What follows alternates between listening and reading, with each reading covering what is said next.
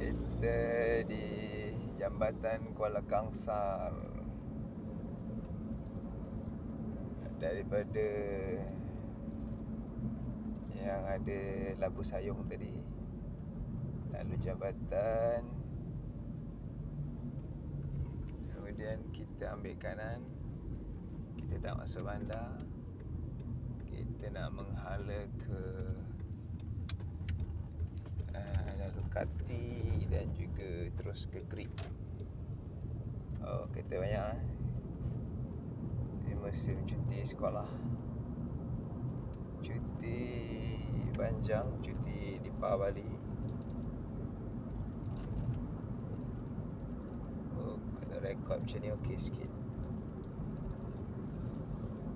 Ya. So ni kawasan kampung di sekitar Kuala Kangsar, Perak, Darul Rizwan, Malaysia. Kalau jalan ni dia agak luas sikit, 2 lane. Kita sebenarnya daripada Sabak Bernam tadi, kita nak menuju ke Kelantan, Tanah Merah, Kelantan. Jadi dia akan melalui daripada Selangor, terus ikut WCE, terus pergi seberang Perak, Lambur kanan, Bota kiri, Tanjung Belanja, lalu ikut Manong sampai Kuala Kangsar.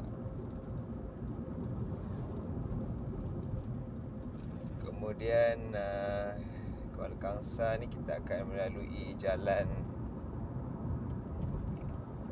Kati, terus tembus jalan Kuala Kangsar Creek.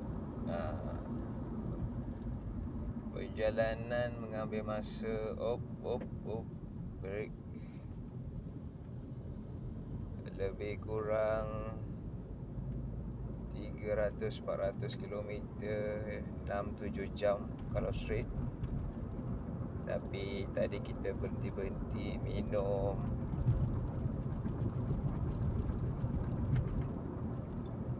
belah-belah Kuala Kangsar ni dia kampung dia syok lah. Memang seronok sikit suasana dia. Tadi belah-belah Kampung Gajah, Perak, kita lalu musim durian.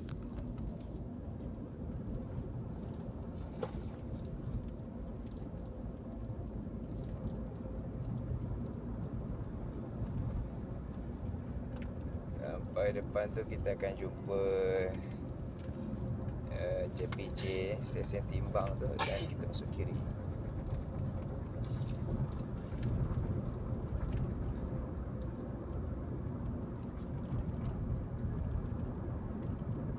Ini suasana lah, nak kongsikan suasana perjalanan.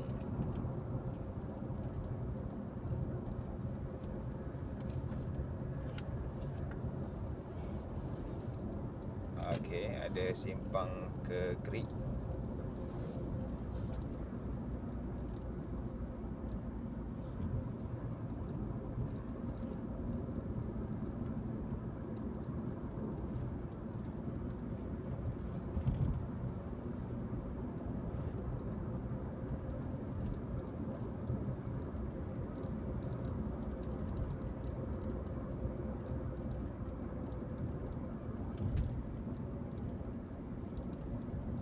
Yes, ini kita menghala ke kiri. Kota Baru Creek ada dia punya signboard. Bismillah.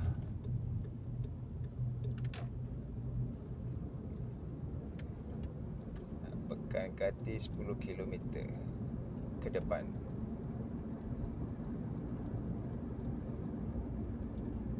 Okey, situ saja. nanti kita akan rakam lagi untuk kita kongsikan pemandangan dan suasana perjalanan kita daripada satu tempat ke satu tempat. Okey, bye.